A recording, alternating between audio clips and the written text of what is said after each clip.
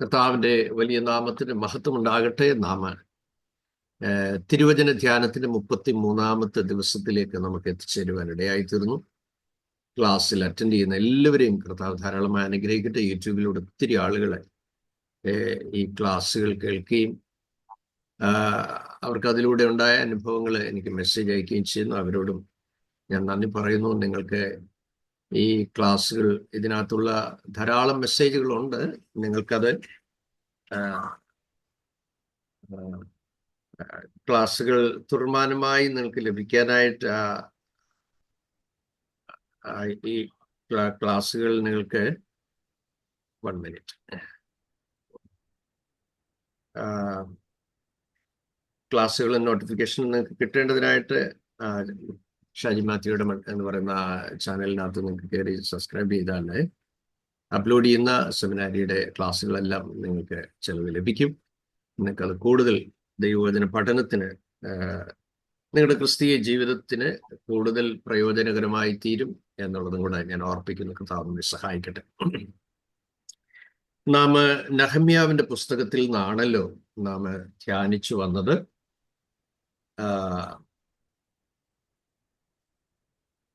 തൻ്റെ ഹൃദയത്തിൽ ദൈവം നൽകിയ പ്രേരണ,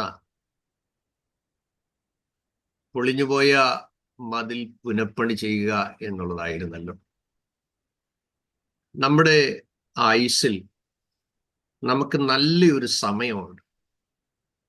ആ സമയത്ത് മാത്രമേ എന്തെങ്കിലും നമുക്ക് ചെയ്യാനായിട്ട് കഴിയുകയുള്ളൂ. ഇത് നിങ്ങൾ ഓർത്തിരിക്കണം.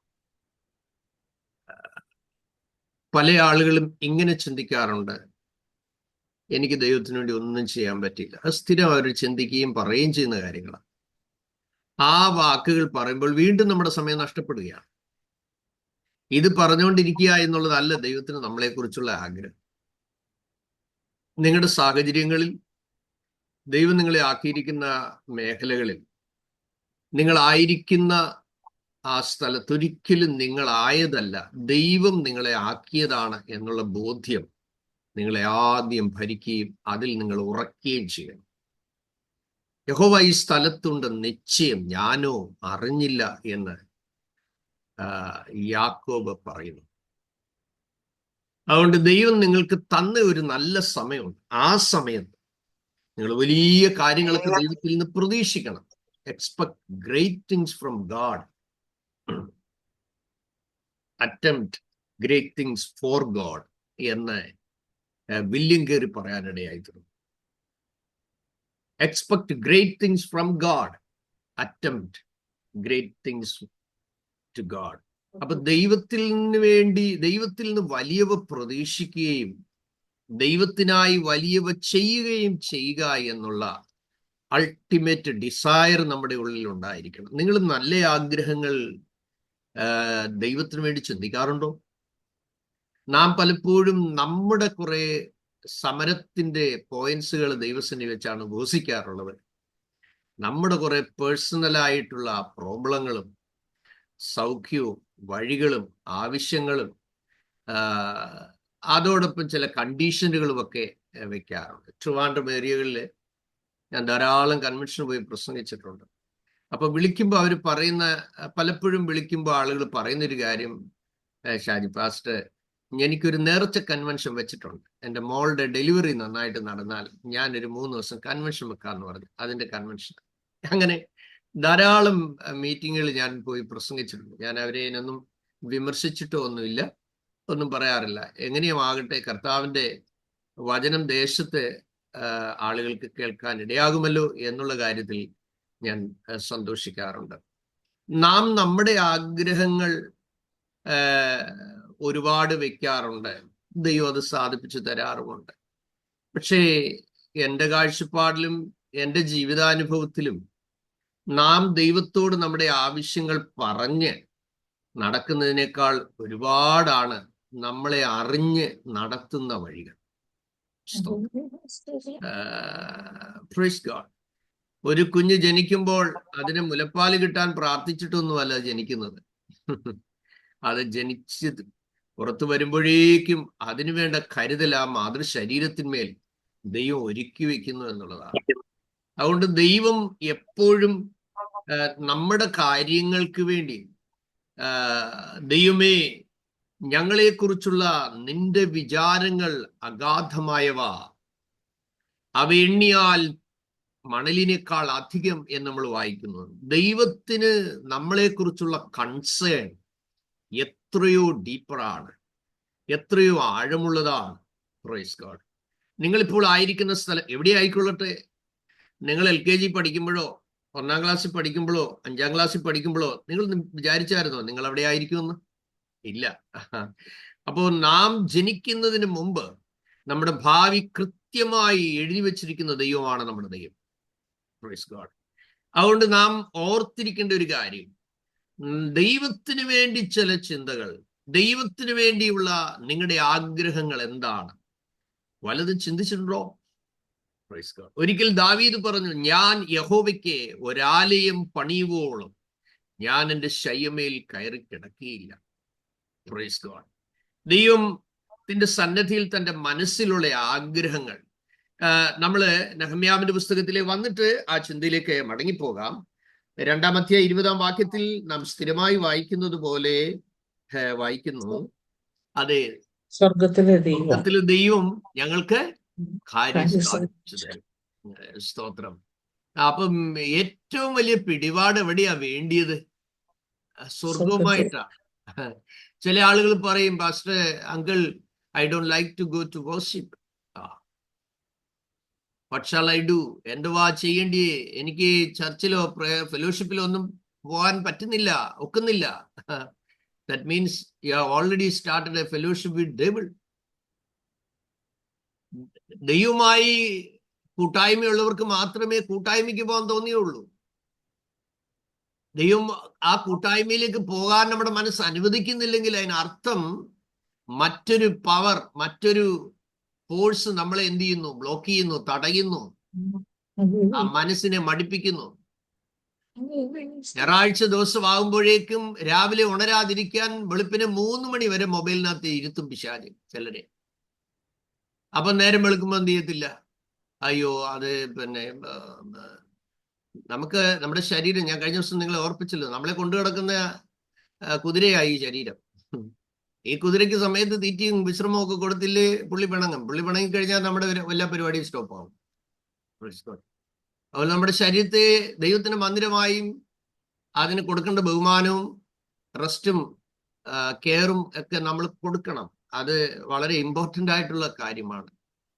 അപ്പോൾ ഞായറാഴ്ച ദിവസം രാവിലെ എഴുന്നേറ്റ് കാര്യങ്ങൾ കഞ്ഞിയും കറിയും വെക്കാനായിട്ടുള്ള ശ്രമമാണ് നടത്തുന്നതെങ്കിൽ തലേ ദിവസം എൻ്റെ അഭിപ്രായം പറയുകയാണ്, അരിസാധനങ്ങളൊക്കെ തലേന്ന് വെച്ച് ഒരുക്കി രാവിലെ അത്യാവശ്യം കുക്കറിനകത്ത് തിളപ്പിച്ചങ്ങോട്ട് റൈസ് കുക്കറിൽ വെച്ച് ആരാധനയ്ക്ക് ഒരു 1.5-2 മണിക്കൂറിന് മുമ്പേ നിങ്ങൾ പരിപാടി തീർത്ത് നിങ്ങൾ ഫ്രീ ആകണം. നിങ്ങൾ ആരാധന കാണാൻ പോകുന്നവരല്ല, ആരാധിക്കാൻ പോകുന്നവരാണ്.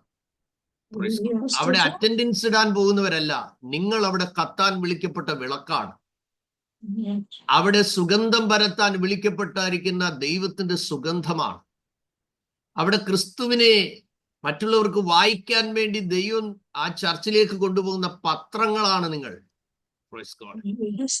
നിങ്ങളുടെ പ്രാർത്ഥനയും നിങ്ങളുടെ ആരാധനയും ആ സ്ഥലത്ത് അവിടെ നിൽക്കുമ്പോൾ ഇരുട്ടിന്റെ അധികാരത്തിൽ കിടക്കുന്നവരെ നിങ്ങളിലൂടെ വെളിപ്പെടുന്ന ദൈവ സാന്നിധ്യം കൊണ്ട് വലിച്ചു പുറത്തെടുക്കാനാണ്. പുതിയ ആത്മാക്കൾ വരുമ്പോൾ ആരാധിക്കുന്ന 10 ദൈവമക്കൾ ഉണ്ടെങ്കിലുണ്ടല്ലോ, മനസ്സ് നിറഞ്ഞ് ദൈവത്തെ സ്തുതിക്കുന്ന 10 ദൈവമക്കൾ ഒരു സ്ഥലത്തുണ്ടെങ്കിൽ ഒരു പുതിയ ജീവിതം അവിടെ കടന്നു വന്നാൽ, പ്രൈസ് ദി ലോർഡ്, അവരുടെ ആരാധനയും അവരുടെ ദൈവഭയവും ദൈവഭക്തിയും പ്രാർത്ഥനയും ആത്മാർത്ഥമായ ആ ഒരു ഫെലോഷിപ്പും കാണുമ്പോൾ സുവിശേഷം പോലും പങ്കുവയ്ക്കേണ്ട വരത്തില്ല. കാരണം അവരാ അനുഭവിക്കുന്ന ദൈവ സാന്നിധ്യം തന്നെ അവർക്ക് പാപബോധം വരുത്തും, അവരുടെ ജീവിതത്തിന് രൂപാന്തരപ്പെടുത്തും. ഒരു മനുഷ്യനും പ്രാർത്ഥിക്കാതെ ഒരുപാട് സൗഖ്യങ്ങൾ നടന്ന സ്റ്റോറീസ് ഞങ്ങളുടെ മിനിസ്ട്രിയിൽ നടന്നിട്ടുണ്ട്. ഒന്ന് കൈവയ്ക്കണ്ട, അവർക്ക് വേണ്ടി പ്രാർത്ഥിക്കുക പോലും വേണ്ട. എന്താ, വചനം കേൾക്കുമ്പോൾ ഹീലിംഗ് നടക്കേണ്ടത് നടക്കും, അശുദ്ധാത്മാവ് വിട്ടുപോകേണ്ടത് പോകും, അഭിഷേകം പ്രാപിക്കേണ്ടത് പ്രാപിക്കും. അനുദപിക്കേണ്ടടുത്ത് അനുദപിക്കും, ഏറ്റുപറയേണ്ടടുത്ത് ഏറ്റുപറയും. തെറ്റായ വഴികളിൽ സഞ്ചരിക്കുന്നവർ അന്നത് സ്റ്റോപ്പ് ചെയ്യും. കാരണം യിരെമ്യാ പ്രവാചകന്റെ പുസ്തകം 22-ാമത്തെ അധ്യായം അതിന്റെ 23-ാമത്തെ വാക്യത്തിൽ ആണെന്ന് തോന്നുന്നു, ഇങ്ങനെ നമ്മൾ വായിക്കുന്നു: എന്റെ വചനം ലഭിച്ചവൻ അത് വിശ്വസ്തയോട് പ്രസ്താവിക്കട്ടെ. ചാപ്റ്റർ 23 അതിന്റെ 22, 23, 24 വാക്യങ്ങളിലേക്ക് കാണുമ്പോൾ, അവർ എൻ്റെ ആലോചന സഭയിൽ നിന്നിരുന്നെങ്കിൽ എൻ്റെ വചനത്തെ ഞാൻ അവരെ കേൾപ്പിച്ച് അവരെ അവരുടെ ആകാത്ത വഴികളിൽ നിന്നും പ്രവൃത്തികളുടെ ദോഷത്തിൽ നിന്നും തിരിപ്പിക്കുമായിരുന്നു. നിങ്ങൾ ഒരു സെൽ ഗ്രൂപ്പിൽ ദൈവത്തിൽ നിന്ന് ലഭിച്ച വചനം പങ്കുവെക്കുമ്പോൾ ആകാത്ത വഴികളിലും അവരുടെ പ്രവൃത്തികളുടെ ദോഷത്തിലും ആയിരിക്കുന്നവരുണ്ടെങ്കിൽ അതിനെ ബ്രേക്ക് ചെയ്ത് പുറത്തെടുക്കാൻ കഴിയുന്ന അതിശക്തമായ ഡെലിവറൻസിന്റെ വചനങ്ങളായിരിക്കും അവരുടെ കാതിൽ കേൾക്കുന്നത്. Praise God. ഇന്ന് രാവിലെ സമയം വളരെ ദൈവാശ്രയത്തോടും തികഞ്ഞ ആത്മബോധ്യത്തോടും കൂടെ ഞാൻ പറയാം, നിങ്ങൾ വചനം ധ്യാനിച്ച് എഴുന്നേറ്റ് നിങ്ങൾ ആലയത്തിലേക്ക് പോയാൽ 1 മിനിറ്റ് നിങ്ങൾ പറയുന്ന സാക്ഷ്യത്തിലൂടെ ദൈവശക്തി വെളിപ്പെടും. അമേ, നിങ്ങളുടെ മുഴങ്കാലിൽ നിന്ന് ഞരങ്ങുന്ന ഞരക്കത്തിലെ പ്രാർത്ഥനയുണ്ടല്ലോ, അവിടെ അസാധാരണമായ ദൈവത്തിന്റെ പ്രസൻസ് കൊണ്ടുവരും. നിങ്ങളത് തിരിച്ചറിയണം. സ്തോത്രം. അതുകൊണ്ട് വീണ്ടും നമ്മൾ വായിക്കുന്നത് അതേ 28-ാം വാക്യത്തിൽ പറയുന്നത്, സ്വപ്നം കണ്ട പ്രവാചകൻ സ്വപ്നം വിവരിക്കട്ടെ. എൻ്റെ വചനം ലഭിച്ചിരിക്കുന്നവൻ എൻ്റെ വചനം വിശ്വസ്തയോടെ പ്രസ്താവിക്കട്ടെ. നോക്കുക, അതിനകത്ത് ഒരു ഷുഗർ കോട്ടൊന്നും ചേർക്കാതെ ഡയറക്റ്റ് ആയിട്ട് ദൈവത്തിന്റെ വചനം ഷെയർ ചെയ്യുക. സോ ദൈവത്തിന് വേണ്ടി നല്ല ആഗ്രഹങ്ങൾ ചിന്തിക്കണം. നെഹമ്യാവ് പറയുന്നത് ഇങ്ങനെയാണ്. അതിൻ്റെ നാം ധ്യാനിച്ചു വന്നതിൻ്റെ ലാസ്റ്റ് ചാപ്റ്ററിന്റെ 14-ാമത്തെ വാക്യം, എൻ്റെ ദൈവമേ, ഇത് എനിക്കായി ഓർക്കണമേ. ഞാൻ എൻ്റെ ദൈവത്തിന്റെ ആലയത്തിനും അതിലെ ശുശ്രൂഷയ്ക്കും വേണ്ടി ചെയ്ത എൻ്റെ സൽപ്രവർത്തികളെ മായിച്ചു കളയരുതേ. നോക്കുക, എത്ര വില കൊടുത്ത ഒരു മനുഷ്യനായിരുന്നു അദ്ദേഹം. അടിമകളായി വിറ്റവരെ പോലും പലരെയും താൻ വിലയ്ക്ക് മേടിച്ചു. ഒരുപാട് ആളുകളുടെ വീണ്ടെടുപ്പിന് വേണ്ടി വില നൽകി. ആ 52 ദിവസത്തെ പണിക്ക് എത്ര ലക്ഷം രൂപയുടെ ചെലവ് താൻ വഹിച്ചെന്നറിയാമോ? തൻ്റെ ലക്ഷ്യം എന്തായിരുന്നു? ദൈവത്തിനു വേണ്ടി ചിലത് ചെയ്യുവാനുള്ള വലിയ വെപ്രാളം. നോക്കുക, ഇവിടെ താൻ പറയുന്ന വാക്ക് നിങ്ങൾ ശ്രദ്ധിച്ച് 2 കാര്യം പറയുന്നു. ഞാൻ എൻ്റെ ദൈവത്തിന്റെ ആലയത്തിന്, നോക്കുക, അവിടെ വ്യക്തിപരമായിട്ടാ പറയുന്നത്. ഞാൻ എൻ്റെ ദൈവത്തിന്റെ ആലയത്തിന്. നമുക്കറിയാം, ഒരു 3 വയസ്സ് പ്രായമുള്ള ഒരു പിഞ്ചു കുഞ്ഞിന്റെ മമ്മിയുടെ അടുക്കലോ പപ്പായുടെ അടുക്കലോ നിന്നേച്ച് അടുത്ത സ്നേഹിതരാണേലും ആ കുഞ്ഞിന്റെ പപ്പായുടെ കൈക്ക് പിടിച്ചിട്ട് പറയാ, ഇത് എൻ്റെ പപ്പയാന്ന് പറഞ്ഞു കഴിഞ്ഞാൽ കുഞ്ഞാ കൈ പിടിച്ചു മാറ്റിയിട്ട് പറയും എൻ്റെ പപ്പയാന്ന് പറയും. അല്ല, ഇത് എൻ്റെ പപ്പയാന്ന് പറഞ്ഞാൽ കുഞ്ഞ് പിന്നെയും കരയും. Praise God. ഒരിക്കൽ ഒരു കുഞ്ഞിനെ സ്നേഹിക്കുന്ന അപ്പൻ അടുക്ക വിളിച്ചിട്ട് ചോദിച്ചു, മക്കളെ, അപ്പയെ മക്കൾ സ്നേഹിക്കുന്നുണ്ടോ? യെസ്. എത്ര സ്നേഹിക്കുന്നുണ്ട്? അപ്പൊ കുഞ്ഞ് കാണിച്ച് ഇത്രയും. അത്രേ ഉള്ളൂ? ഇത്രയും. പിന്നെ വീണ്ടും ചോദിച്ചു അപ്പൻ, അത്രേ ഉള്ളൂ? അല്ല, ഇത്രയും. വീണ്ടും ചോദിച്ചു എത്രയുണ്ട്? കുഞ്ഞ് കൈ വിരിച്ചു. അത്രേ ഉള്ളൂ? അപ്പൊ കുഞ്ഞ് കരയാൻ തുടങ്ങി. കാരണം എന്താ? കുഞ്ഞിനത് എക്സ്പ്രസ് ചെയ്യാനായിട്ടുള്ള ലിമിറ്റ് കഴിഞ്ഞു. ദൈവത്തോടുള്ള സ്നേഹം നെഹമ്യാവിന്റെ ഇവിടെ വളരെ വ്യക്തമായി നമ്മൾ കാണുകയാണ്. എനിക്ക് എൻ്റെ ദൈവത്തിന്റെ ആലയത്തോട്, സ്തോത്രം, അതിലെ ശുശ്രൂഷയ്ക്ക് വേണ്ടി താൻ ചെയ്ത കാര്യങ്ങൾ. ഒരിക്കൽ ദാവീദ് ഇങ്ങനെ അരമനയിൽ സുഖമായി പാർക്കുകയാണ്. നിങ്ങൾ 2 ശമൂവേൽ 7-ാമത്തെ അധ്യായവും 1 ദിനവൃത്താന്ത 28-ാമത്തെ അധ്യായവും നിങ്ങൾ കുറിച്ചു വെക്കണം. അവിടെ യഹോവ ചുറ്റുമുള്ള സകല ശത്രുക്കളെയും അടക്കി രാജാവിന് സ്വസ്ഥത നൽകിയ ശേഷം രാജാവ് തന്റെ അരമനയിൽ വസിക്കും കാലത്ത് ഒരിക്കൽ രാജാവ് നാഥാൻ പ്രവാചകനോട് പറയുകയാണ്, ഞാൻ ദേവദാരു കൊണ്ടുള്ള അരമനയിൽ വസിക്കുന്നു, ദൈവത്തിന്റെ പെട്ടകമോ തിരുശീലയ്ക്കകത്ത് ഇരിക്കുന്നു എന്ന് പറഞ്ഞു. അപ്പോൾ രാജാവിനോട് പ്രവാചകൻ പറയുകയാണ്, നിനക്ക് ഇഷ്ടമുള്ള കാര്യമൊക്കെ നീ ചിന്തിച്ചു. അപ്പൊ ദാവീദിന്റെ ഒരു ഡിസയർ നമ്മൾ ആ ചാപ്റ്ററിൽ കാണുന്നു. തന്റെ ഡിസയർ ദൈവസന്നിധിയിൽ വെച്ചപ്പോൾ അതിന് ദൈവത്തിന്റെ ഒരു ഡിസിഷൻ തനിക്ക് പിന്നീട് നൽകുന്നതും കാണുന്നുണ്ട്. Praise God. ദൈവം ദാവീദിന്റെ ഹൃദയത്തിലെ മനസ്സിലെ ഒരു ആഗ്രഹം നോക്കിയേ. 5-ാം വാക്യം നിങ്ങൾ ശ്രദ്ധിക്കുക. 2 Samuel chapter 7 verse 5. എന്റെ ദാസനായ ദാവീദിനോട് നീ ചെന്ന് പറയുക. യഹോവ ഇപ്രകാരം അരുളിച്ചെയ്യുന്നു, ഞാൻ അധിവസിക്കേണ്ടതിന് നീ എനിക്കൊരു ആലയം പണിയുമോ?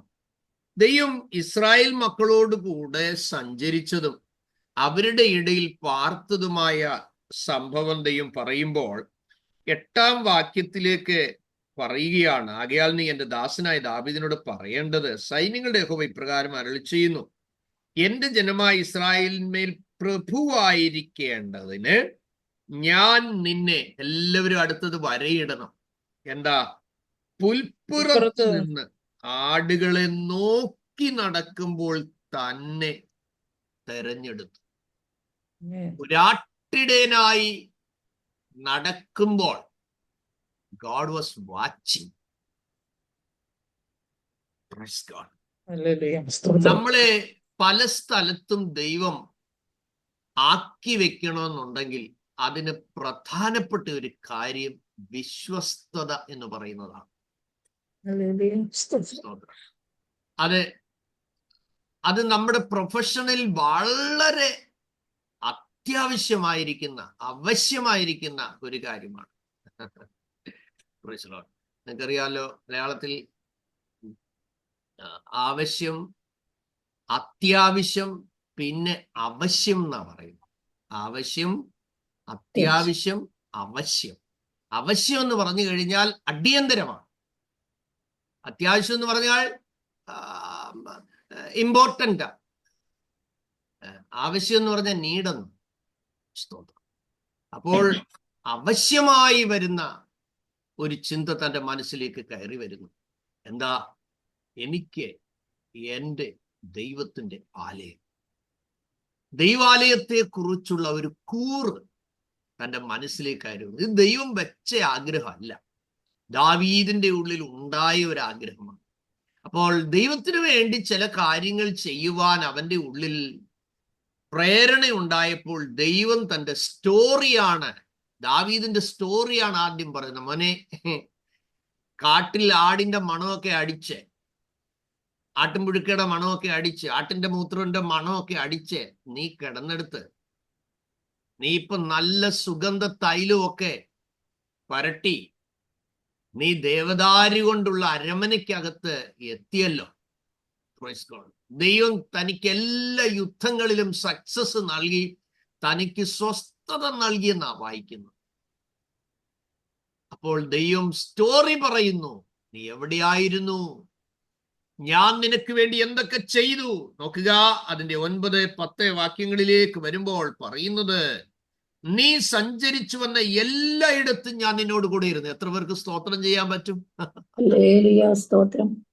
നീ സഞ്ചരിച്ചു വന്ന എല്ലായിടത്തും ഞാൻ നിന്നോട് കൂടെ വന്നു. ഇത് എത്ര വലിയൊരു സാക്ഷ്യമാണല്ലേ എൻ്റെ സഹോദരങ്ങളെ.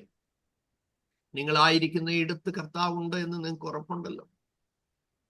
നിങ്ങൾ ചെയ്യുന്ന ഡ്യൂട്ടിയിലൊക്കെയും ആ വലിയ പ്രസൻസ് നിങ്ങളോടുകൂടെ ഉണ്ടെന്നുള്ള ഉറപ്പുണ്ടല്ലോ. സ്തോത്രം. കർത്താവിനെ പിരിഞ്ഞ് നമുക്കൊന്നും ചെയ്യാൻ കഴിയില്ല. ദൈവത്തിന്റെ ആത്മാവിനോട് പിണങ്ങിയോ മത്സരിച്ചോ അതിനെ ദുഃഖിപ്പിച്ചോ ആത്മാവിനെ കെടുത്തിയോ ഒന്നും ചെയ്യാനും പാടില്ല. നമ്മൾ ആ ദൈവശബ്ദത്തോട് ഒരിക്കലും മറുതലിക്കുകയും ചെയ്യരുത്.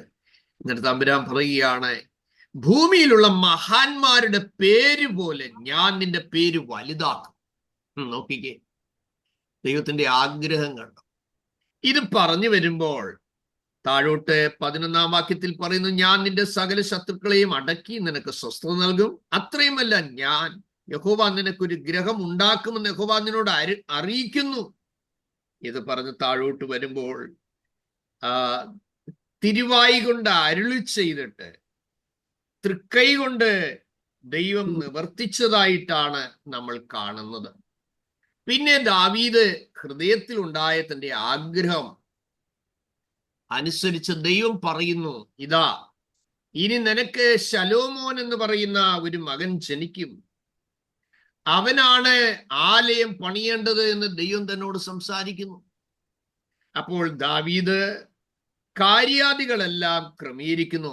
1 ദിനവൃത്താന്തം 22-ാം അധ്യായം അതിന്റെ 14-ാം വാക്യം ശ്രദ്ധിച്ച്. 1 Chronicle chapter 22 verse 14 എന്താ പറയുന്നത്? ഇതാ ഞാൻ എന്റെ കഷ്ടത്തിൽ, എടുത്തവർക്ക് വായിക്കാം, യഹോവയുടെ ആലയത്തിനായി ഞാൻ എന്റെ കഷ്ടത്തിൽ യഹോവയുടെ ആലയത്തിനായി 1,00,000 താലന്ത് പൊന്നും 10,00,000 താലന്ത് വെള്ളിയും പെരുപ്പം നിമിത്തം തൂക്കവുമില്ലാത്ത താമ്രവും ഇരുമ്പും സ്വരൂപിച്ചിട്ടുണ്ട്. മരവും കല്ലും കൂടെ ഞാൻ ഒരുക്കി വെച്ചിരിക്കുന്നു. നിനക്ക് ഇനിയും അതിനോട് ചേർത്ത് കൊള്ളാമല്ലോ. നോക്കുക, ദാവീദ് പറയുന്നത് തന്റെ സമൃദ്ധിയിൽ ചെയ്തു എന്നല്ല പറയുന്നത്. താൻ പറയുന്നത്, ഇതാ ഞാൻ എന്റെ കഷ്ടത്തിൽ യഹോവയുടെ ആലയത്തിനായി 1,00,000 താലന്ത് പൊന്നും 10,00,000 താലന്ത് വെള്ളിയും പെരുപ്പം നിമിത്തം തൂക്കമില്ലാത്ത താമ്രവും ഇരുമ്പും സ്വരൂപിച്ചിട്ടുണ്ട്. മരവും കല്ലും കൂടെ ഞാൻ ഒരുക്കി വച്ചിരിക്കുന്നു. നോക്കുക, ദൈവാലയത്തിന് വേണ്ടിയുള്ള തന്റെ കൺസേൺ, ദൈവത്തിന്റെ ആലയത്തിന്റെ നീഡിനെ റെവലേഷനിൽ കണ്ടൊരുക്കി വെച്ചു. എൻ്റെ മനസ്സിലെ ആഗ്രഹമാണ് എൻ്റെ ദൈവത്തിന് വേണ്ടി ഒരു ആലയം പണിയണം. പക്ഷെ ദൈവം എന്താ പറഞ്ഞെന്നറിയാമോ? നിനക്ക് ഉള്ള ആഗ്രഹമൊക്കെ ഞാൻ സമ്മതിച്ചിരിക്കുന്നു, പക്ഷെ നിനക്ക് പണിയാൻ പറ്റില്ല. എന്താ കാര്യം? നിന്റെ കൈകളിൽ രക്തം ഒരുപാട് പുരണ്ടതാണ്. അതുകൊണ്ട് നിനക്ക് എൻ്റെ ആലയം പണിയാൻ കഴിയുകയില്ല. നോക്കിയ സഹോദരങ്ങളെ, കാശുള്ളത് കൊണ്ട് നമുക്ക് ദൈവാലയം പണിയാൻ പറ്റുമോ? പറ്റില്ല. അതിൻ്റെ പിറകിൽ എന്ത് വേണം? നിയോഗം വേണം, നടത്തിപ്പ് വേണം, ദൈവശബ്ദം വേണം, ദൈവാലോചന വേണം. ബിൽഡിംഗ് പണിയാം, ആലയം പണിയാൻ പറ്റില്ല. ആലയം പണിയണമെങ്കിൽ ദൈവത്തിന്റെ അനുവാദം വേണം. Praise God. അതൊക്കെ ഒരു നിയോഗത്തിൽപ്പെട്ട കാര്യമാണ്. പല സ്ഥലങ്ങളിലും ഞാൻ ആലയം പണിയാൻ ദൈവം എന്നെ ഉപയോഗിച്ചിട്ടുണ്ട്. പല സ്ഥലങ്ങളിലും ഞാൻ ഒരിക്കൽ പറഞ്ഞതാണെന്ന് ഓർക്കുന്നു, പക്ഷെ കേട്ടിട്ടില്ലാത്തവർക്ക് ആവശ്യമെന്ന് തോന്നുന്നു. ഇതിനകത്തെല്ലാം ഒരു നടത്തിപ്പുണ്ട്, ഇതിനകത്തെല്ലാം ഒരു നിയോഗമുണ്ട്. സ്തോത്രം. ഒരിക്കൽ ഞാൻ കാഞ്ഞിരക്കൊല്ലി എന്ന് പറയുന്ന സ്ഥലത്ത് ആലയം പണി നടക്കുക. അതിൻ്റെ വർക്ക് കാര്യങ്ങൾ ശ്രദ്ധിക്കാനായിട്ട് ഞാൻ ഓരോ 2 ആഴ്ച കൂടുമ്പോഴും പോകുമായിരുന്നു. അങ്ങനെ ഞാൻ ഒരാളെ ആലയം പണി ഏൽപ്പിച്ചു. അവർ ചെയ്തു വരികയാണ്. അതിൻ്റെ തൂണുപണി നടക്കുമ്പോൾ അത് കഴിഞ്ഞ് ഡ്രസ്സിങ് വെച്ചിട്ട് അതിനകത്ത് മേളി റൂഫിങ്ങിന്റെ പണി നടക്കാൻ ഉള്ള ആ ഒരു വർക്കിന് വേണ്ടി ഞാൻ പോവുകയാണ്. പക്ഷേ കണ്ണൂർ എക്സ്പ്രസിൽ കയറി തലശ്ശേരി കഴിഞ്ഞപ്പോൾ ദൈവാത്മാവിനോട് പറഞ്ഞു, നീ ആ സ്റ്റേജിന്റെ ഇടത് സൈഡിലുള്ള തൂണ് ചെന്ന് പൊളിച്ചു കളയണം. Praise God. അതിൻ്റെ ഒരു പകുതി ഭാഗത്തിന് മുകളിലായി അതിൻ്റെ ഉള്ളിൽ സിമെന്റ് ഇറക്കിയിട്ടില്ല. അത് കാറ്റടിക്കുമ്പോൾ ആ തൂണ് ഇളകി വീഴും. ദൈവത്തിന് സ്തോത്രം. ഞാനിങ്ങനെ ദിവസനെ പ്രാർത്ഥിക്കുമ്പോൾ കർത്താവിനോട് ഹൃദ്യമായത് സംസാരിച്ചു. ബാബു എന്ന് പറയുന്ന ഒരു മേശ്രിയുടെ കെയറഫിലാണ് അത് ആ കാലത്ത് പണിതത്. അദ്ദേഹം അസിസ്റ്റ് ചെയ്യാനായിട്ട് മേശ്രിമാരെ കൊണ്ട് നിർത്തിയിട്ടുണ്ട്. അപ്പോൾ ഞാൻ ചെന്ന് അവർ വലിയ സന്തോഷമായിട്ടുണ്ട്. അപ്പൊ ഞാൻ ചെന്നുടനെ പറഞ്ഞു, ബാമേശ്വരി ആ ഇടത്തെ സൈഡിലെ ആ സ്റ്റേജിന്റെ ഇപ്പുറത്തുള്ള തൂണിന്റെ ആ പകുതി ഭാഗം അങ്ങ് പൊളിക്കാൻ പറഞ്ഞു. അദ്ദേഹം ഷോക്കായി. സാർ എന്നായി പറയുന്നത്? പണിത തൂണ് പൊളിക്കാനോ? ഞാൻ പറഞ്ഞത് എന്റെ സൈറ്റിൽ ഇന്ന് വരെ ആരും എന്റെ പണി പൊളിച്ചിട്ടില്ല. ഞാൻ പറഞ്ഞു ഇത് പൊളിക്കണം. അപ്പോൾ അദ്ദേഹം ചോദിച്ചു എന്താ കാര്യം? ഞാൻ പറഞ്ഞു അതിന്റെ പകുതി തൂണിന്റെ അവിടം വെച്ച് ഉള്ളിൽ ചാന്തിറക്കിയിട്ടില്ല. ഇല്ല സാറേ, അത് പണി ഫിനിഷ് ചെയ്ത് മേളി പോയിന്റ് ചെയ്ത് വെച്ചിരിക്കുക. ഞാൻ പറഞ്ഞു പൊട്ടിച്ചോ, ഞാൻ ലേബർ തന്നോളാം. അവസാനം അദ്ദേഹം അത് പൊട്ടിച്ച് അതിന്റെ മുകളിലുള്ള ഒരു സെറ്റ് കട്ട കഴിഞ്ഞതിന് ശേഷം ഞാൻ ചോദിച്ചു ഇനി അതിന്റെ ഉള്ളിലോട്ട് നോക്കിയാട്ടെന്ന് ചോദിച്ചു. അദ്ദേഹം സ്തംഭിച്ചു പോയി. സാറേ ക്ഷമിക്കണേ, ഇതിനകത്ത് ചാന്തിട്ടിട്ടില്ല. ഞാൻ പറഞ്ഞ ആരുടെ കുറ്റവാ? അദ്ദേഹമല്ല പണിതത്, അദ്ദേഹത്തിന്റെ കൂടുള്ള ആളാണ്. ആ കൂടുള്ള ആള് സുവിശേഷ വിരോധിയായിരുന്നു. അതിന് സിസ്റ്റർ എപ്പോഴും പ്രാർത്ഥിക്കുമ്പോൾ ആ പ്രയർ ടവറിന്റെ പിന്നീടുള്ള പണികളെ കുറിച്ച് അഡ്വാൻസ്ഡ് ആയിട്ട് പ്രാർത്ഥിക്കുമ്പോൾ മനസ്സ് നിറയാറുണ്ട്. നിങ്ങളുടെ ഓരോരുത്തരെയും പ്രാർത്ഥന ഹൃദയസ്പർശിയായ പ്രാർത്ഥനകളാണ്. കർത്താവ് നിങ്ങളെ അനുഗ്രഹിക്കട്ടെ. Praise the Lord. അപ്പോൾ അത് പൊളിച്ചു. ആ പണിക്കാരനെ സൈറ്റിൽ നിന്ന് അദ്ദേഹം തന്നെ പറഞ്ഞു വിട്ടു. ദേശത്ത് അതൊരു വലിയ വിഷയമായി മാറി. Praise the Lord. ആളുകളുടെ ഇടയിൽ അതൊരു വലിയ ചർച്ചാ വിഷയമായി മാറി. കാരണം പെന്തിക്കോസുകാരന്റെ പള്ളി പണിയുമ്പോൾ കാറ്റത്ത് മറിഞ്ഞു വീഴത്തക്കവണ്ണം പണിക്കാര് പണിഞ്ഞെങ്കിൽ അത് പണിയിപ്പിക്കുന്ന ദൈവം തൻ്റെ ആത്മാവിനാൽ കാര്യങ്ങൾ മനസ്സിലാക്കി കൊടുത്തു. എവിടെ ഉഴപ്പിയാലും, എവിടെ അപാകത കാണിച്ചാലും, എവിടെ ദൈവമക്കൾക്ക് ദോഷം നിരൂപിച്ചാലും അതിനെ മോണിറ്റർ ചെയ്യുന്നൊരു ദൈവം സ്വർഗത്തിലുണ്ട്. സ്തോത്രം. നെഹമ്യാവ് പറയുകയാണ്, യഹോവേ അങ്ങയുടെ ആലയത്തിന് വേണ്ടി ഞാൻ ചെയ്തത്, സ്തോത്രം, അത് മായിച്ചു കളയരുതേ എന്ന് താൻ പറയുന്നു. ഓർക്കേണമേ എന്റെ സൽപ്രവർത്തികളെ മായിച്ചു കളയരുതേ. സഹോദരങ്ങളെ, നാം ദൈവത്തിന് വേണ്ടി ചെയ്യുന്ന എല്ലാ കാര്യങ്ങളും വളരെ കൃത്യമായി റെക്കോർഡഡ് ആണ് എന്നുള്ള കാര്യം നമ്മൾ തിരിച്ചറിയണം. എല്ലാം റെക്കോർഡഡ് ആണ്. നമ്മുടെ ജീവിതത്തിൽ നല്ല ഡിസയർ 20-ാം സങ്കീർത്തനം 4-ാം വാക്യത്തിൽ നാം ഇങ്ങനെ കാണുന്നു, നിന്റെ ഹൃദയത്തിലെ ആഗ്രഹം അവൻ നിനക്ക് നൽകട്ടെ. നിന്റെ താല്പര്യമൊക്കെ നിവർത്തിക്കട്ടെ. നമ്മുടെ ജീവിതത്തിൽ നല്ല ഡിസയറുകൾ ഉണ്ടായിരിക്കണം. നല്ല ഡിസയറുകൾ. Praise God. ആ ഡിസയറിന് ഓപ്പർച്യൂണിറ്റി വരുമ്പോഴാണ് അതിന്റെ പ്രസക്തി. നമുക്കറിയാം, ഹെരോദ്യയുടെ മകൾ നൃത്തം ചെയ്യുമ്പോൾ ഹെരോദാ രാജാവ് ഒരു ചോദ്യം ചോദിച്ചു, വാട്ട് ഈസ് യുവർ ഡിസയർ? നിന്റെ ആഗ്രഹം എന്താ? കുഞ്ഞിനറിയത്തില്ല. ഡാൻസ് ഇഷ്ടപ്പെട്ടു, എന്തോ മേടിക്കണമെന്ന് അറിയത്തില്ല. അമ്മയോടെന്ന് ചോദിച്ചു. അമ്മ പറഞ്ഞു, യോഹന്നാന്റെ തലയിഞ്ഞ് തന്നാ മതി. കാര്യം എന്താ? സഹോദരന്റെ ഭാര്യയെ വെച്ചുകൊണ്ടിരിക്കുന്നത് നിനക്ക് വിഹിതമല്ല എന്ന് കൊട്ടാരത്തിൽ മെസ്സേജ് കൊടുത്തു. ഹെരോദാവ് ഭയപ്പെട്ടു. പക്ഷെ ആ സ്ത്രീ വിട്ടില്ല, ജയിലിലടച്ചു. അവൾ അവസരം കാത്തിരുന്നു. ദുർനടപ്പിനെതിരെ യോഹന്നാൻ വിരൽ ചൂണ്ടിയതാണ്. നിങ്ങൾ ശ്രദ്ധിച്ച് മനസ്സിലാക്കണം. യോഹന്നാൻ ആ കാലത്ത് പ്രതീക്ഷിച്ചത് കർത്താവായ യേശുക്രിസ്തു വിവരം അറിയുമ്പോൾ അന്നേരം റിലീസ് ചെയ്യുമെന്നാണ് വിചാരിച്ചത്. ലോകത്തിന്റെ പാപത്തെ ചുമക്കുന്ന ദൈവത്തിന്റെ കുഞ്ഞാട്, ക്രിസ്തുവിന് വഴിയൊരുക്കിയവൻ, കർത്താവിനെ സ്നാനപ്പെടുത്തിയ ആള്, 10,000-കണക്കിന് ആളുകൾ തന്റെ പ്രസംഗം കേട്ട് സ്നാനക്കടവിലേക്ക് വന്നു. അതിശക്തമായ റിവൈവൽ അദ്ദേഹത്തിലൂടെ നടന്നു. പക്ഷേ ജയിലിൽ കിടന്നപ്പോൾ മനസ്സിന് അല്പം ഭാരം വന്നു, ഇടറിപ്പോയി. യോഹന്നാൻ തന്റെ ശിഷ്യന്മാരെ യേശുവിന്റെ അരികിൽ അയച്ചിട്ട് ചോദിച്ചു, വരുവാനുള്ള നീ തന്നെയാണോ, അതോ ഞാൻ വേറൊരാളിന് വേണ്ടി കാത്തിരിക്കണോ? യേശു അവിടെ നിന്ന് ഒരു വാക്ക് പറഞ്ഞാൽ ആ ജയിൽ തുറന്ന് വെളി വരും. The authority of Jesus. അപ്പൊ കർത്താവ് ആളയിച്ച് പറയിപ്പിച്ചെന്താ?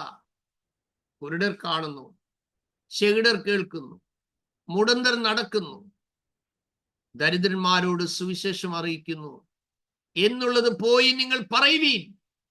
അത്രയും പറയാനേ പറഞ്ഞോളൂ. എന്നിട്ട് ആ മെസ്സേജ് കേട്ട ആളിനോടും ബാക്കിയുള്ള ആളുകളോട് പറഞ്ഞൊരു കാര്യമുണ്ട്, എങ്കിൽ ഇടറിപ്പോകാത്തവനൊക്കെയും ഭാഗ്യമാണ്.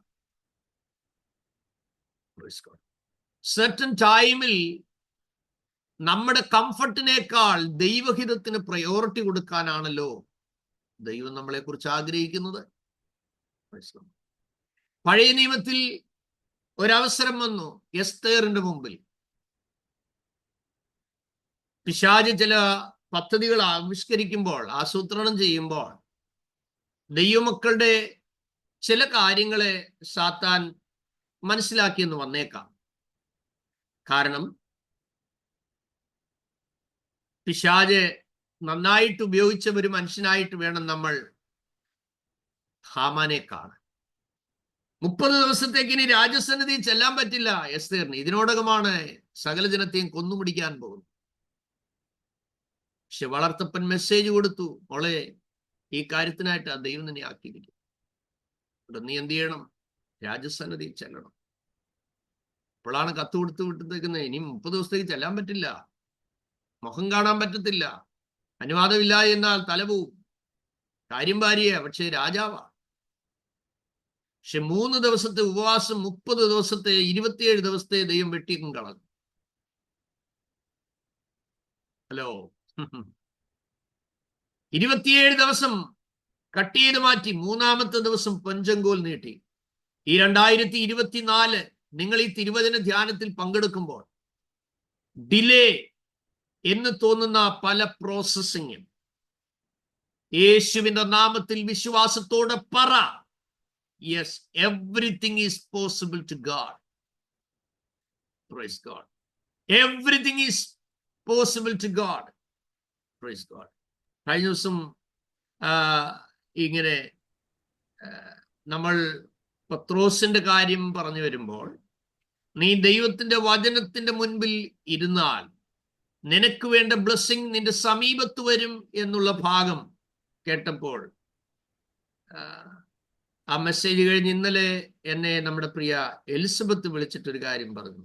വർഷങ്ങളെ ആ വചനം പറഞ്ഞുകൊണ്ടിരുന്നപ്പോൾ എൻ്റെ ഉള്ളത്തിൽ അതിഭയങ്കരമായി ദൈവാത്മാവിന്റെ ആ സ്വാധീനം, ആ സാന്നിധ്യം അനുഭവിക്കാനായി കഴിഞ്ഞു. എന്നിട്ടപ്പ ഇതിൽ പറഞ്ഞെന്താന്ന് കേൾക്കണം. അവൾ ജോലി ചെയ്യുന്ന സ്ഥലത്ത് നിന്ന് അവൾക്കൊരു ഓഫർ വന്നു. സ്തോത്രം. ആ ഹോസ്പിറ്റലിന്റെ, അവളുടെ ആ സെഷന്റെ ഡെപ്യൂട്ടി മാനേജരായിട്ട് ആ പൈതലിനെ അവർ അപ്പോയിന്റ് ചെയ്യാൻ ഉള്ള ഓഫർ ലെറ്റർ വന്നു. ദൈവത്തിന്റെ സ്തോത്രം. നോക്കുക, നാം ദൈവത്തിന്റെ പാദപീഠത്തിൽ ഇരിക്കുമ്പോൾ, ദൈവസന്നിധിയിൽ നമ്മുടെ സമയം ചെലവഴിക്കുമ്പോൾ, അർഹതയുള്ളതൊന്നും മുടങ്ങാതെ അറിഞ്ഞു നടത്തുന്ന ദൈവത്തിന്റെ കരുതൽ നമുക്ക് അനുഭവിക്കാൻ പറ്റും. ദൈവം എത്ര വിശ്വസ്തൻ. അവൾക്ക് കിട്ടിയ അവസരം പറഞ്ഞത് എന്താണ്? അവിടെയും രാജാവ് ചോദിക്കുന്നത്, വാട്ട് ഈസ് യുവർ ഡിസയർ? എന്താ നിന്റെ ആഗ്രഹം? എന്താ നിന്റെ ആവശ്യം? അവൾ പറഞ്ഞത് വിരുന്നിന് വരാനാ. കാര്യം കുറെ കൂടെ രാജാവിനെ കുറെ കൂടെ അവളുടെ ഹൃദയത്തോടെ, അവളുടെ അതിഥി സൽക്കാരത്തിലൂടെ അവൾ അടുപ്പിച്ചു. നിങ്ങൾക്കറിയാമല്ലോ, അവള് ഫാസ്റ്റിങ്ങാ. തിന്നിട്ട് 3 ദിവസമായി. ഒരു ഗ്ലാസ് വെള്ളം നാവെ തൊട്ടിട്ട് 3 ദിവസമായി. എന്നിട്ടും വിരുന്നൊരുക്കുക രാജാവിന് വേണ്ടി. നിങ്ങളുടെ വയറ് മുറുക്കി ഉടുത്ത്, നിങ്ങളുടെ തൊണ്ട ഉണങ്ങി, നിങ്ങൾ ദൈവസന്നിധിയിൽ ഇരുന്നിട്ടുണ്ടെ ഓർത്തോണം, ചില കൊലക്കയറൊക്കെ അഴിയുക, ചില പൈശാചികന്റെ പ്ലാനും ടാർഗറ്റും ഒക്കെ പൊളിഞ്ഞു വീഴുക. സഹോദരങ്ങളെ, നിയോഗത്തോട് നിങ്ങൾ ഇരിക്കുമ്പോൾ ഓർത്തോണം, അതുവരെ സംഭവിച്ചിട്ടില്ലാത്ത ദൈവപ്രവൃത്തി നിന്റെ വീട്ടിൽ നടക്കും, നിന്റെ മിഷനിൽ നടക്കും, നിന്റെ പേഴ്സണൽ ലൈഫിൽ നടക്കും, നിന്റെ തലമുറയിൽ നടക്കും. യേശുവിന്റെ നാമത്തിൽ ജയം. ഇൻസ്പിറേഷണൽ ഫാസ്റ്റിംഗ് വിൽ ബ്രിങ് ആമേൻ വലിയ വിടുതൽ. നമ്മുടെ നിയോഗത്താലുള്ള ഉപവാസം കൊണ്ടുവരും, വലിയ ദൈവപ്രവൃത്തി കൊണ്ടുവരും. നടക്കത്തില്ലെന്ന് തോന്നുന്ന, ചലിക്കത്തില്ലെന്ന് തോന്നുന്നതാണ് പല കാര്യങ്ങളും നീങ്ങും സഹോദരങ്ങളെ. നമുക്കറിയാം, കല്ലറവാതിക്കൽ സഹോദരിമാര് പോകുമ്പോൾ പറഞ്ഞത്, നമുക്ക് വേണ്ടി ആർ കല്ലുരുട്ടി മാറ്റുമെന്നാണ്. അവരവിടെ ചെന്നപ്പോൾ മർക്കോസിൽ നമ്മൾ വായിക്കുന്നത് ഇങ്ങനെയാണ്. ആ ഭാഗം കൂടെ നിങ്ങൾ ഒന്ന് നോട്ട് ചെയ്ത് വെച്ചാൽ കൊള്ളാം. നാളെ നിങ്ങളുടെ ജീവിതത്തിൽ ഓരോ പ്രതിസന്ധികൾ വരുമ്പോൾ നിങ്ങൾക്ക് ധൈര്യപ്പെടാൻ അവസരം ഉണ്ടാകും. 16-ാം അധ്യായം അതിൻ്റെ 4-ാം വാക്യം, 3-4 വാക്യം. മർക്കോസ് 16-ന്റെ 3-4 വാക്യം എന്താ എഴുതിയിരിക്കുന്നത്? കല്ലറയുടെ വാതിൽക്കൽ നിന്ന് ആ. നമുക്ക് വേണ്ടി ആർ കല്ലുരുട്ടി കളയുമെന്ന് തമ്മിൽ പറഞ്ഞു. ഓക്കെ, അവർ നോക്കിയാറെ ആ. കല്ലുരുട്ടി കളഞ്ഞതായി കണ്ടു. ആമേൻ. അത് ഏറ്റവും വലുതായിരുന്നു. അതാണ് സഹോദരിമാർക്ക് ഉരുട്ടാൻ പറ്റിയ ഒരു കല്ലല്ല. എന്നാലും ഇവരങ്ങ് ചെല്ലുക ആലയത്തിലോട്ട്, സോറി കള്ളരവാതിക്കലോട്ട് അല്ലേ. അവർക്ക് കർത്താവിനെ സുഗന്ധം വെക്കാനായിട്ട് കഴിഞ്ഞില്ല. അവരുടെ ആഗ്രഹം എന്താണെന്നറിയാമോ? ഈ കല്ലുരുട്ടി മാറ്റിയിട്ട് കർത്താവിന് സുഗന്ധം വെക്കാനാ പോയത്. കാരണം അവരെന്ത് ചെയ്ത്, അവര് കർത്താവിന്റെ ബോഡിയിൽ സുഗന്ധം പൂശേണ്ടതിന് വേണ്ടി അവര് മേടിച്ചിട്ടാണ് അവർ അങ്ങോട്ട് പോകുന്നത്. മരിച്ച ശരീരത്തിൽ സുഗന്ധം പുരട്ടാൻ അവരവിടെ ചെന്നത്. അപ്പൊ അവരുടെ ക്വസ്റ്റ്യൻ ഇതാണ്, ഇതെങ്ങനെയാ നമുക്കിതൊന്നും ഉരുട്ടി മാറ്റിയിട്ട് അതിനകത്ത് പുരട്ടുന്നത്? മരിച്ചു കഴിഞ്ഞിട്ട് മാതാപിതാക്കൾക്കും രക്തബന്ധത്തിനുമൊക്കെ നല്ല പൂച്ചെണ്ട് വെച്ച് നല്ല അടക്കം കൊടുക്കുകയല്ല ഇമ്പോർട്ടൻ്റ്. അവർ ജീവനോടെ ഇരിക്കുമ്പോൾ അവരുടെ മനസ്സ് തണുപ്പിക്കാനും മാതാപിതാക്കളെ കരുതാനും സ്നേഹിപ്പാനും, അല്ലാതെ നല്ല പാട്ടുകാരെ വിളിച്ചേച്ച് സംഗീതം നടത്തി വട്ടയും വെള്ളത്തടിയും കൊണ്ട് ഉണ്ടാക്കിയ ആ പെട്ടി അവര് നല്ല ഈട്ടിപ്പെട്ടി പോലെ കളറടിച്ച് റെഡിയാക്കിയിട്ട് ചിലര് പെട്ടിയുടെ മേടിക്കാൻ ചെല്ലുമ്പോൾ പറയും, ഇത് പിന്നെ ഒരിക്കലും കേടാകാതിരിക്കുന്ന പെട്ടിയായിരിക്കും, അമ്മച്ചി സുഖമായിട്ട് അതിനകത്ത് കിടന്നോളും, പിന്നെ അമ്മച്ചിക്ക് പാട്ട് വയ്ക്കാം, അമ്മച്ചി പാട്ട് കേട്ടുകൊണ്ടിരുന്നോളും, അതിനകത്തുള്ള സംവിധാനങ്ങളൊക്കെ ഉണ്ട്. എന്തെല്ലാം കാര്യങ്ങൾ പറഞ്ഞാണെന്നറിയാമോ പ്രലോഭിപ്പിച്ച് ഇതൊക്കെ കച്ചവടം നടത്തുന്നത്. ഒരു കോള് വിളിക്കാൻ മനസ്സില്ലാത്ത മാതാവിനെ എത്ര കാശ് മുടക്കി അടക്കം നടത്തിയാലും അത് അപകടമാണ്. സ്തോത്രം. അതുകൊണ്ട് നിങ്ങൾക്ക് ഇപ്പോൾ ദൈവസന്നിധിയിൽ ചെയ്യാൻ കഴിയുന്നതെല്ലാം നിങ്ങളുടെ മാതാവിന് ചെയ്യണം, നിങ്ങളുടെ പിതാവിന് ചെയ്യണം. അത് മറന്നു കളയരുത്. കാരണം നമ്മളും ഇങ്ങനെ ആ ഒരു ട്രാക്കിലൂടെ ആ ഫിനിഷിംഗ് പോയിന്റിലേക്ക് വരും ഒരു സമയത്ത്. അതുകൊണ്ട് വളരെ സീരിയസ് ആയിട്ടുള്ള കാര്യങ്ങൾ നിങ്ങൾ നോക്കണം. ഇവിടെ നോക്കുക, ആ കല്ല് അത് ഏറ്റവും വലിയതായിരുന്നു. സ്തോത്രം. ഇതുപോലെ ഉരുട്ടി മാറ്റാൻ കഴിയാത്ത വിഷയങ്ങൾ നമ്മുടെ മുന്നിൽ വരും.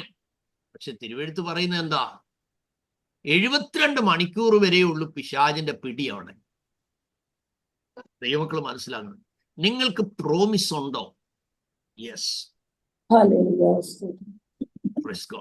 എബ്രായ ലേഖനം 10-ാമത്തെ അധ്യായം അതിന്റെ 35, 36 വാക്യം കൂടെ അതിനോട് ചേർത്ത് നിങ്ങൾ എഴുതണം.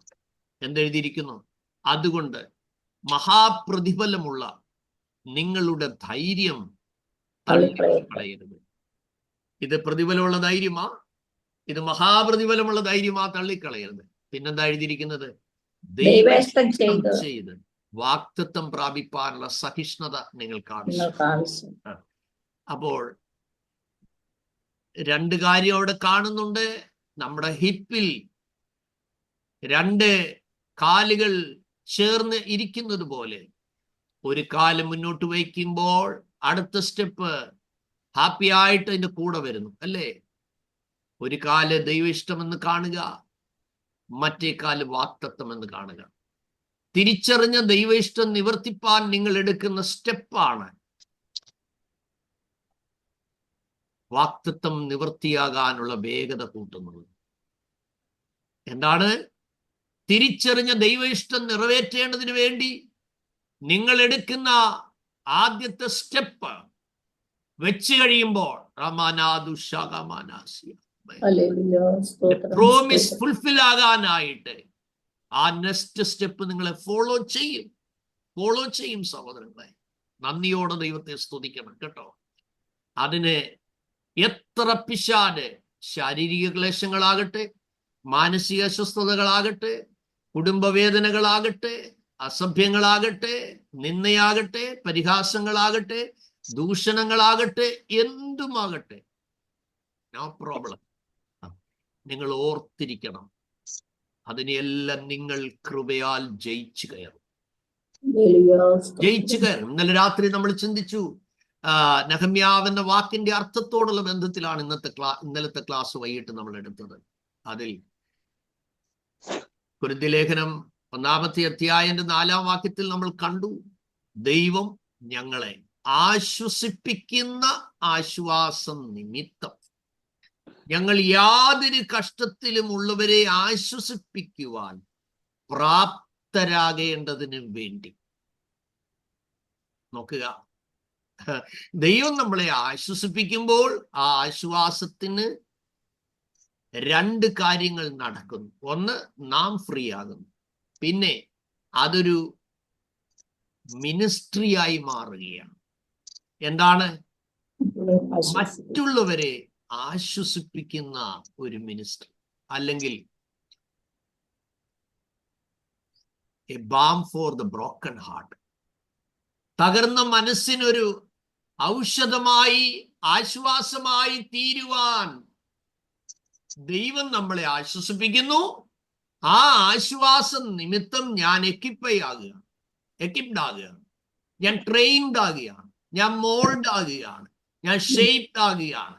ഞാനൊരു പുതിയ പണിപ്പുരയിലൂടെയാണ് കയറി ഇറങ്ങുന്നത്. നന്ദിയോടെ സ്തോത്രം ചെയ്യാമോ നിങ്ങൾക്ക്?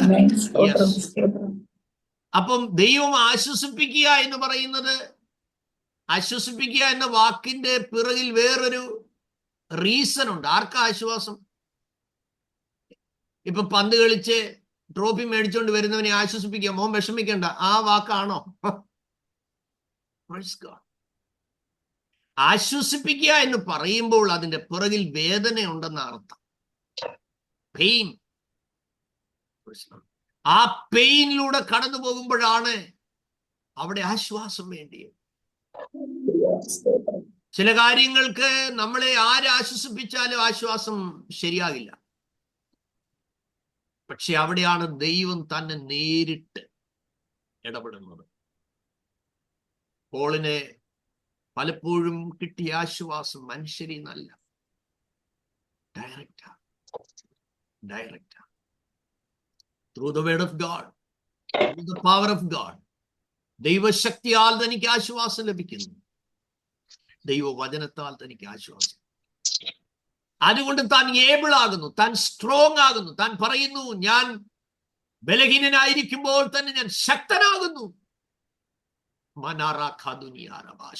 Oh Jesus.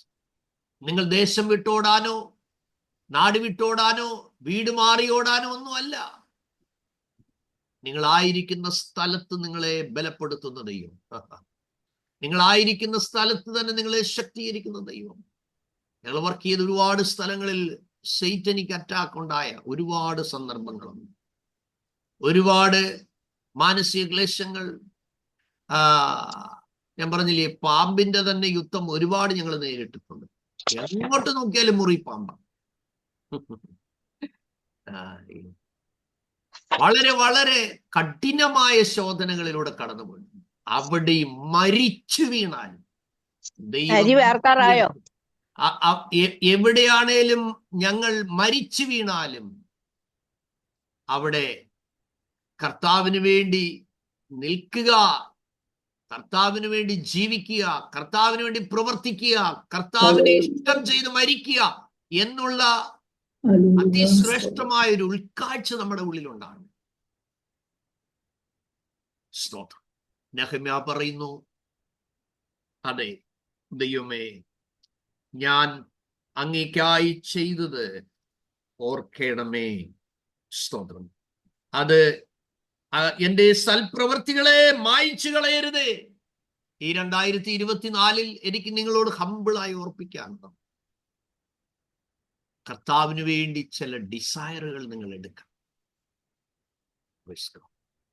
നിങ്ങൾക്ക് ദൈവവുമായി ഉള്ള ബന്ധത്തിൽ ഇനി നിങ്ങൾക്കൊരു 25 വർഷം തന്നാൽ ആ 25 വർഷത്തിനുള്ളിൽ ദൈവത്തിന് വേണ്ടി ചെയ്യാൻ നിങ്ങളൊരു നല്ല ആഗ്രഹങ്ങൾ എടുക്കണം. ഞാൻ പറയുന്നു, നമ്മുടെ പ്രേറ്റോറിന് വേണ്ടി നിങ്ങൾ എല്ലാവരും പ്രാർത്ഥിക്കുന്നു, നിങ്ങളുടെ പങ്കാളിത്തം വഹിക്കുന്നു. ദൈവം ധാരാളമായി അനുഗ്രഹിക്കട്ടെ. വരും കാലങ്ങളിൽ എനിക്ക് നിങ്ങളോട് ഓർപ്പിക്കാനുള്ളത്, നിങ്ങളുടെ ഭവനത്തോട് ചേർന്ന് നിങ്ങളൊരു ചെറിയ ചാപ്പൽ പണിയും. അതില്ലാത്തവരോട് ഞാൻ പ്രാർത്ഥനയോടെ ആഹ്വാനം ചെയ്യുകയാണ്. നിങ്ങളുടെ ചുവരിനോട് ചേർന്ന് ഒരു വലിയ ആലയം പണിയണമെന്നുള്ള അർത്ഥമല്ല ഞാൻ പറഞ്ഞത്.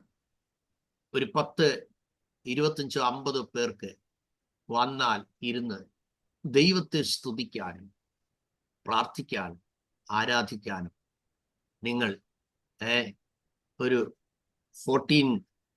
25 എങ്കിലും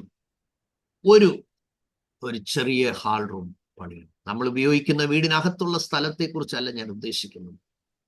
ദൈവത്തിനായി ഒരു സെപ്പറേറ്റ് ഒരു പ്രയർ റൂം നിങ്ങൾ പണിയണം. സ്തോത്രം. അതൊരു വലിയ ബ്ലെസ്സിങ് ആയിരിക്കും നിങ്ങൾക്ക്. സ്തോത്രം. ഇന്ന് തന്നെ നിങ്ങളുടെ ഉള്ളിൽ ദൈവസന്നിധിയിൽ അതിനെ ആഗ്രഹിക്കണം. ഓ ഗോഡ്, എനിക്ക് ഒരു ചാപ്പൽ റൂം എൻ്റെ വീടിനോട് ചേർന്ന് വേണം. നാളെ നമ്മളെല്ലാം കടന്നു പോകും. അവിടെ ആമേൻ പ്രാർത്ഥനയുടെ ശക്തിയെക്കുറിച്ചുള്ള വേദവാക്യങ്ങളും സുവിശേഷീകരണത്തിന്റെ ആവശ്യകതയെക്കുറിച്ചുള്ള വേദവാക്യങ്ങളും കർത്താവിന്റെ മടങ്ങിവരവിനെ കുറിച്ചുള്ള വേദവാക്യങ്ങളും ആമേൻ റിപ്പന്റൻസ്, ബാപ്റ്റിസം തുടങ്ങിയ കാര്യങ്ങളെക്കുറിച്ചുള്ള വാക്യങ്ങളൊക്കെ നിങ്ങൾ നന്നായിട്ട് അതിനകത്ത് പ്രിന്റ് ചെയ്ത് വെക്കണം. നാളെ നിങ്ങൾ കടന്നുപോയാൽ ദൈവസന്നിധിയിൽ നിന്ന് അകന്നുപോയ കുഞ്ഞുങ്ങളുണ്ടെങ്കിൽ ഈ ആലയം അവരോട് സംസാരിക്കും. ആലയം സംസാരിക്കും. എൻ്റെ മമ്മിയും പപ്പയും ദൈവത്തെ ആരാധിച്ച മുറിയാണിത്. അനേകർ വിടുതൽ പ്രാപിച്ച മുറിയാണിത്. അനേകർ സൗഖ്യം പ്രാപിച്ച മുറിയാണിത്. ദൈവശബ്ദം മുഴങ്ങിയ മുറിയാണിത്. നിങ്ങൾക്കറിയാമോ, ദാനിയേൽ പ്രവാസത്തിൽ പോയപ്പോൾ തന്റെ കിളിവാതിൽ യെരൂശലേമിന് നേരെ തുറന്നു. ആ ദിവസം 3 പ്രാവശ്യം മുട്ടുകുത്തി. കാരണം അങ്ങനെ പ്രോമിസ് ചെയ്തിരുന്നു ദൈവം. യെരൂശലേമിനെ നോക്കി, കരഞ്ഞാൽ ഞാൻ കേൾക്കും. ഞാൻ ദൂതൊരുക്കുമ്പോൾ, ഈ മെസ്സേജ് ഒരുക്കുമ്പോൾ എനിക്ക് നിങ്ങളോട് പറയാൻ കിട്ടിയ ഒരു നിയോഗമാണ്, ഒരു പ്രേരണയാണ്. ഭവനം പണിയുന്ന ദൈവമക്കൾ, പണിത് കഴിഞ്ഞിട്ടുള്ള ദൈവമക്കൾ, വീടുകൾ പ്രൈസ് ഗോഡ്. അതെ, അമേരിക്കയിലൊക്കെ ആണെങ്കിലും പ്രായമായി ഇന്നവർക്ക് സെപ്പറേറ്റ് ഗ്രാൻഡ്മായ്ക്ക് വേണ്ടിയുള്ള ഒരു പ്ലേസ് പണിയാൻ പറ്റും, ഒരു മുറി പണിയാൻ പറ്റും. അത് നിങ്ങൾക്ക് ചാപ്പലാക്കി എടുക്കാം. മൾട്ടിപ്പിൾ ആയിട്ടുള്ള എല്ലാ പർപ്പസിനും നിങ്ങൾക്കത് ഉപയോഗിക്കാം. അതുകൊണ്ട് നെഹമ്യാവിന്റെ വാക്കുകൾ നമുക്ക് ഒരുമിച്ച് ഒന്നുകൂടെ വായിച്ച് ചിന്ത അവസാനിപ്പിക്കാം. എന്റെ ദൈവമേ, ഇത് എനിക്കായി ഞാൻ എന്റെ ദൈവത്തിന്റെ ആലയത്തിനും അതിലെ ശുശ്രൂഷയ്ക്കും വേണ്ടി ചെയ്ത. നോക്കുക, അപ്പോൾ 2 കാര്യങ്ങളാണ്: ആലയം പണി, 2 മിനിസ്റ്റർ.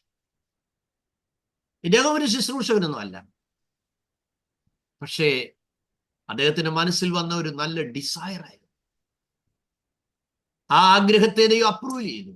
തനിക്കൊരു കോളിംഗ് ഉണ്ടായി. അതിനോടുള്ള തന്റെ പ്രതികരണം പ്രാർത്ഥനയോടെ ആയിരുന്നു. സകല പ്രതിസന്ധികളെയും താൻ അതിജീവിച്ചത് ദൈവകൃപ ഉണ്ടായിരുന്നു.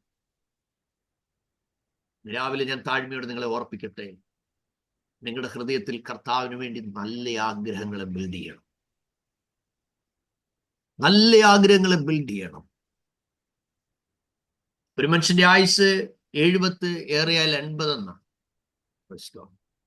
അപ്പൊ ഇനിയിപ്പോ നിങ്ങളുടെ വയസ്സ് എത്രയെന്ന് നോക്കണം. അടുത്ത ഒരു 25 വർഷം ദൈവം നിങ്ങൾക്ക് തന്നാൽ ഈ ഭൂമിയിൽ നിങ്ങൾ ജീവിച്ച് ആ ജീവിതകാലം കൊണ്ട് ദൈവത്തിന്റെ രാജ്യത്തിന് വേണ്ടി നിങ്ങൾക്ക് എന്ത് ചെയ്യാൻ കഴിഞ്ഞു? ഇന്നത് ചെയ്യണമെന്ന് ഞാൻ പറയുന്നില്ല. നിങ്ങളുടെ പ്രാർത്ഥനാ ജീവിതത്തിലൂടെ ദൈവം നിങ്ങളോട് സംസാരിക്കും. ചിലപ്പോൾ ദൈവം നിങ്ങളോട് പറയുന്നത് സ്വീഡനിൽ പോയി പ്രാർത്ഥിക്കാനായിരിക്കും. ചിലപ്പോൾ നിങ്ങളോട് പറയുന്നത് സൗത്ത് ആഫ്രിക്കയിൽ പോയി പ്രാർത്ഥിക്കാനായിരിക്കും. ചിലപ്പോൾ നിങ്ങളോട് പറയുന്നത് ഇന്ത്യയിൽ ഏതെങ്കിലും മധ്യപ്രദേശിൽ പോയി പ്രാർത്ഥിക്കാനായിരിക്കും. നിങ്ങളുടെ ഹൃദയത്തിൽ കിട്ടുന്ന പ്രേരണ നിങ്ങൾ സംഗ്രഹിച്ചു വെക്കണം. എനിക്കിതേ പറയാനുള്ളത്, ദൈവരാജ്യവുമായി നിങ്ങൾ സ്ട്രോങ് ആയി കണക്റ്റഡ് ആകണം. കർത്താവിന് വേണ്ടിയുള്ള കാര്യത്തിൽ നിങ്ങൾ കൂടുതൽ ഉത്സാഹികളാകണം. Praise God. നമ്മൾ കാണുന്നുണ്ട്, എല്ലാം കൃത്യമായി കണക്ക് തീർക്കുന്ന ഒരു സമയം വരും. താൻ പറയുന്നു, ഇത് എൻ്റെ സൽപ്രവർത്തികളെ മായിച്ചു കളയരുതേ എന്നൊരു വാക്ക് പറയുന്നുണ്ട്, അല്ലേ? നിങ്ങൾക്കറിയാമോ, മലാഖിയുടെ പുസ്തകത്തിൽ നമ്മൾ വായിക്കുന്നു, യഹോവ ഭക്തന്മാർ അന്ന് തമ്മിൽ തമ്മിൽ സംസാരിച്ചു. മലാഖി 3-ാം അധ്യായം 16-ാം വാക്യം ഒന്ന് എടുത്തു നോക്കിയാട്ടെ.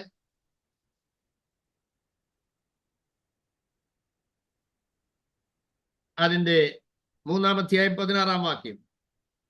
യഹോവ ഭക്തന്മാർ അന്ന് തമ്മിൽ തമ്മിൽ സംസാരിച്ചു. യഹോവ ശ്രദ്ധ വെച്ച് കേട്ടു. നോക്കുക, നമ്മുടെ വാക്കുകളെല്ലാം ശ്രദ്ധിക്കുന്ന ഒരു ദൈവം, അല്ലെ? അങ്ങനെയുള്ള ഒരു ബോധ്യം നമ്മളെ ഭരിച്ചാൽ എല്ലാം നമ്മൾ സംസാരിക്കാൻ പോകുമോ? എല്ലാം കേൾക്കാൻ പോകുമോ? ഇല്ല. ചില വാക്യങ്ങളിലൂടെ നിങ്ങൾ കുറിച്ചെടുക്കണം. വെളിപ്പാട് പുസ്തകം 20-ാം അധ്യായം 12-ാം വാക്യം, 2 കൊരിന്ത്യർ 5-ാം അധ്യായം 10-ാം വാക്യം, മത്തായി 16-ാം അധ്യായം 27-ാം വാക്യം, ദാനിയേൽ 7-ാം അധ്യായം 10-ാം വാക്യം, സഭാപ്രസംഗി 12-ാം അധ്യായം 14-ാം വാക്യം, വെളിപ്പാട് പുസ്തകം 22-ാം അധ്യായം 12-ാം വാക്യം. ഒന്നുകൂടെ പറയാമോ പാസ്റ്റർ പ്ലീസ്? പറയാം. വെളിപ്പാട്, revelation chapter 20 verse 12, 2 Corinthians chapter 5 verse 10, Matthew chapter 16 verse 27, Okay. Daniel chapter 7 verse 10, Yes. Ecclesiastes chapter 12 verse 14, 14. Okay. Revelation chapter 22 verse 12, Okay. Thank you, Pastor. Jeremiah chapter 17 verse 10.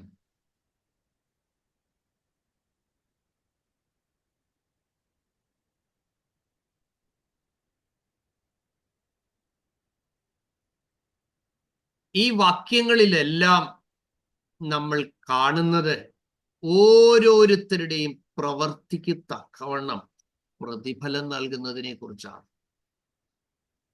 അവിടെ പുസ്തകങ്ങൾ തുറക്കുന്നു, ഓരോരുത്തർക്കും അവരവരുടെ പ്രവർത്തിക്ക് തക്കവണ്ണം. സഭാപ്രസംഗി 12-ാം അധ്യായം അതിന്റെ 14-ാം വാക്യം ഒന്ന് വായിച്ചാട്ടെ. അവിടെ പറയുന്നത് എന്താണ്? സഭാപ്രസംഗി 12-ാം അധ്യായം 14-ാം വാക്യം.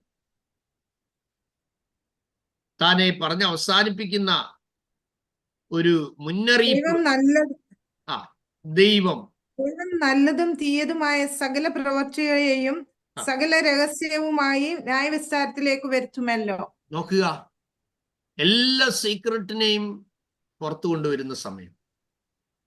അതുകൊണ്ട് 13-ാം വാക്യം പറയുകയാണ്, എല്ലാറ്റിൻ്റെയും സാരം കേൾക്ക, ദൈവത്തെ ഭയപ്പെട്ട് അവന്റെ കൽപ്പനകളെ പ്രമാണിച്ചു കൊള്ളുക. ഇതാകുന്നു സകല മനുഷ്യർക്കും വേണ്ടത്. ദൈവം നല്ലതും തീയതുമായ സകല പ്രവൃത്തികളെയും സകല രഹസ്യങ്ങളുമായി ന്യായവിസ്താരത്തിലേക്ക് കൊണ്ടു.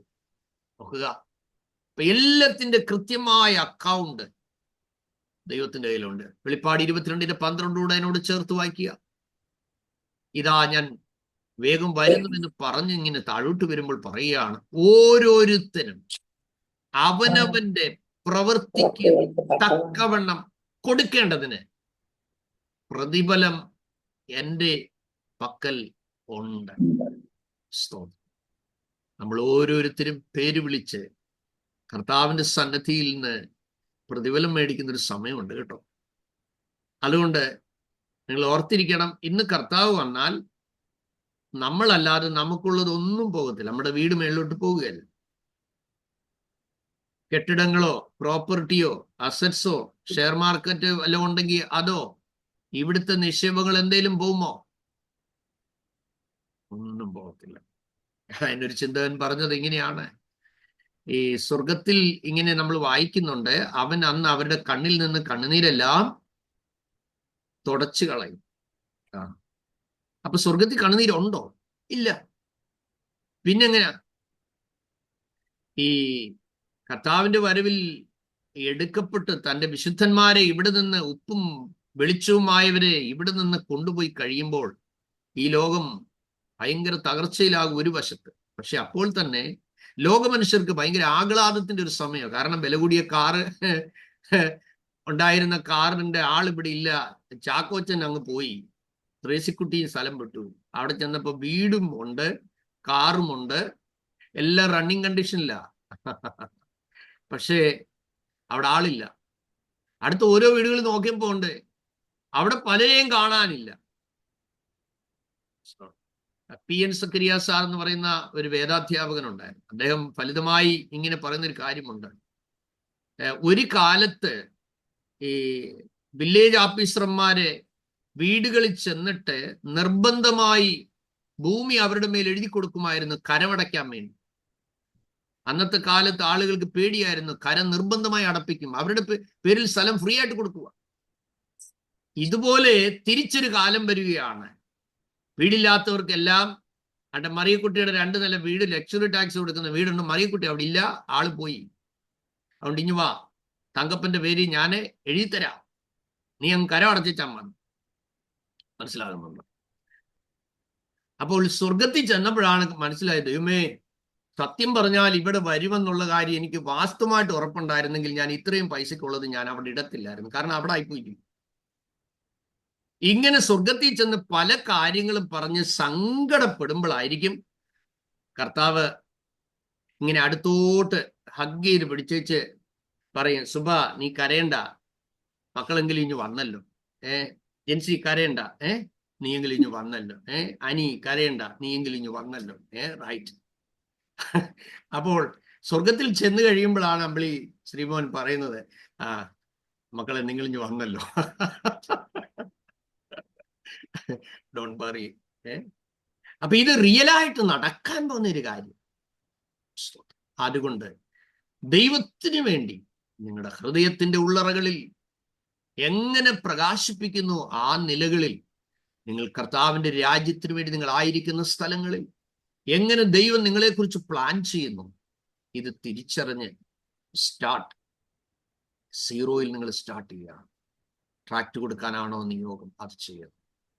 ഒരു സെൽ ഗ്രൂപ്പ് നടത്താനാണോ നിയോഗം, അത് ചെയ്യുന്നു. വൺസ് ഇൻ എ മന്ത് ഒരു ഫ്രണ്ട്സിനെ വിളിച്ചിട്ട് അവർക്കൊരു കോഫി കൊടുത്തേച്ച് 2 പാട്ടുമൊക്കെ പാടി അല്പം വചനം ഷെയർ ചെയ്യാനാണോ inspiration, you start. Eventually make a friendship. That friendship will put to a fellowship. അത് പിന്നത്തേതിൽ ആത്മാക്കളെ നേടാൻ ഒരു കാരണമായി തീരും. അതുകൊണ്ട് ഇന്ന് നിങ്ങൾ ചെയ്യുന്നതെല്ലാം കർത്താവിന്റെ അക്കൗണ്ടിലുണ്ട്. ദൈവമാർക്കും കടക്കാരനല്ല. ദൈവമേ സഹായിക്കട്ടെ. Sreemon പ്രാർത്ഥിച്ചാട്ടെ. Thank you, Jesus. Thank you, Lord. Praise God. Our gracious Heavenly Father, thank you, Lord, again for this wonderful day. Lord, thank you for giving us this wonderful time of this Tuesday evening that we have come and also, Lord, learn the words that you have given for us, and also, Lord, thank for everything that you have given for us, and also, Lord, what Pastor Uncle has explained us, and also, Lord, that it must be in our life that we may come into your presence, and also, Lord, that what all we gather here will not take to you through the heaven, Lord, but Lord, help us to understand why we are here in this earth for your glory, Lord. Lord, help us to submit ourselves, and also, Lord, that through us your name be only be glorified, Lord. Be with us, Lord, and also help us, Lord. Prepare us for that, and also, Lord, help us in everything, and also, Lord, that when we go through this, Lord, a lot of unwanted things will come into our mind, Lord. But Lord, help us to overcome that with the protection, and Lord, and also, Lord, be with us, Lord, to guide in everything, Lord, being with things in every way, and also, Lord, helping us in the right way, Lord. Lord, guide us in the right way, Lord, for what we have been put in this area, Lord. Lord, as Pastor Uncle told about the small groups to be started, and also, Lord, that we can give the word of God and also spread to others, Lord. Lord, help us, and also, Lord, as we start that, Lord, let us start with the prayer, and also, Lord, that where you guide us in the right way, Lord. Thank you for giving us this wonderful thing, Lord. Be with us, Lord, and also help us, Lord. In Jesus' precious name, amen. ആമേൻ, ആമേൻ, ആമേൻ. ഒരുമിച്ച് ആശീർവാദം പറയാം എല്ലാ വിദ്യാർത്ഥികളും ചേർന്ന്. യേശുക്രിസ്തുവിന്റെ ദൈവത്തിന്റെ സ്നേഹവും സ്തോത്രം.